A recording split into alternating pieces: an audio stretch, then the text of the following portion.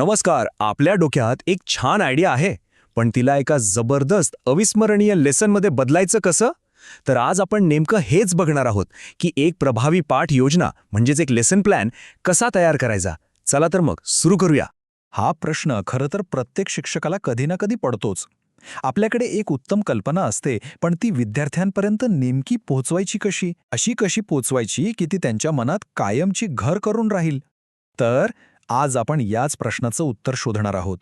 आणि याचं उत्तर सुरू होतं एका ब्लूप्रिंटपासून. हो, ती आहे आपली पाठयोजना म्हणजेच लेसन प्लॅन. बघा, हे फक्त एक कागद नाहीये. हा तर विद्यार्थ्यांच्या शिकण्याच्या प्रवासाचा एक संपूर्ण नकाशा आहे, एक रोडमॅप आहे.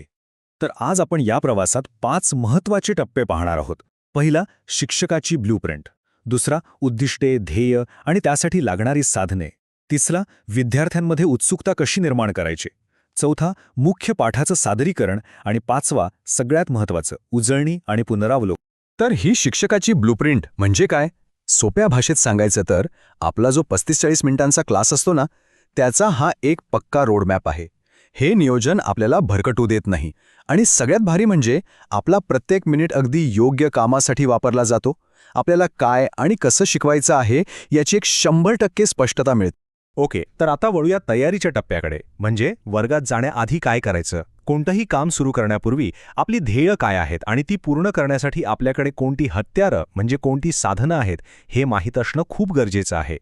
इथे ना 2 गोष्टींमधला फरक समजून घेणं खूप महत्त्वाचं आहे. एक म्हणजे सामान्य ध्येय आणि दुसरं म्हणजे निर्देशात्मक उद्दिष्टे. आता सामान्य ध्येय म्हणजे काय, तर ते एक मोठं वर्षभराचं टार्गेट असतं. उदाहरणार्थ इंग्रजी व्याकरण सुधारणे. पण निर्देशात्मक उद्दिष्टे म्हणजे अगदी स्पेसिफिक, त्या एका दिवसाच्या पाठापुरतं मर्यादित. जसं की आज विद्यार्थी विशेषणांच्या 3 अवस्था नक्की ओळखायला शिकतील. पहिलाच फरक. आणि अगदी असाच फरक शिकवण्याच्या साधनांमध्येही आहे. बघा, खडू, डस्टर, फळा ही झाली सामान्य साधनं. आपण ती रोजच वापरतो नाही का? पण समजा आपण डिग्रीज ऑफ ॲडजेक्टिव्ह शिकवत असू तर त्यासाठी बनवलेला एक खास चार्ट, ते झालं आपलं निर्देशात्मक साधन, जे खास त्याच टॉपिकसाठी आपण बनवलं आहे. आता येतो सगळ्यात महत्त्वाचा भाग, वर्गातली पहिली 5 मिनिटं. ही 5 मिनिटं म्हणजे सोनं आहेत. कारण जर तुम्ही सुरुवातीलाच विद्यार्थ्यांचं लक्ष वेधून घेतलं ना, तर ते शेवटपर्यंत तुमच्या सोबतच राहतात. आणि याचं सिक्रेट काय आहे, तर त्यांच्या पूर्वज्ञानाला म्हणजे त्यांना आधीपासून काय माहीत आहे त्याला हात घालणं. आणि हे करण्यासाठी एक मस्त 3 टप्प्यांची रणनीती आहे. स्टेप 1, त्यांना जे ऑलरेडी माहीत आहे त्यावर आधारित काही सोपे प्रश्न विचारा. स्टेप 2, आता एक असा प्रश्न टाका जिथे ते थोडे अडखळतील, विचारात पडतील. आणि मग येते स्टेप 3, आपल्या आजच्या टॉपिकची घोषणा करा, जणू काही तोच त्या अवघड प्रश्नाचं उत्तर आहे. हा जो मधला प्रश्न आहे ना, ज्याला आपण समस्याप्रधान प्रश्न म्हणतोय, तोच खरा गेम चेंजर आहे. तो विद्यार्थ्यांच्या मनात एक गरज निर्माण करतो. त्यांना वाटायला लागतं की अरेच्छा, याचं उत्तर तर आपल्याला माहीत नाही, हे तर आपल्याला शिकलंच पाहिजे. आणि बस, ते नवीन विषय शिकण्यासाठी अगदी तयार होतात. चला, तर मग आता उत्सुकता निर्माण झाली. आता वळूया पाठाच्या मुख्य भागाकडे म्हणजेच सादरीकरणाकडे. इथे आपल्याला आपली माहिती एकदम स्पष्टपणे आणि तितक्याच क्रिएटिव्हपणे मांडायची आहे. फळ्यावरची मांडणी खूप महत्त्वाची असते. हे बघा, जसं इथे विशेषणांच्या अवस्था दाखवल्या आहेत. प्रत्येक अवस्थेचा नियम आणि त्याचं उदाहरण अगदी समोरासमोर. पॉझिटिव्ह, कंपॅरेटिव्ह, सुपरलेटिव्ह सगळं एका नजरेत स्पष्ट होतं. अशा सुटसुटीत रचनेमुळे ना संकल्पना विद्यार्थ्यांच्या डोक्यात अगदी फिट बसते. आणि हो, आपला लेसन प्लॅन फक्त माहितीचा साठा नसावा, तो दिसायलाही आकर्षक हवा. थोडं क्रिएटिव्ह होऊया. 3D इफेक्टसाठी स्टिकी नोट्स वापरा, रंगीत पेन पेन्सिल वापरा. आपलं सादरीकरण जितकं नीटनेटकं आणि नाविन्यपूर्ण असेल तितका त्याचा प्रभाव जास्त पडतो. आपली सर्जनशीलता दिसू द्या त्यात.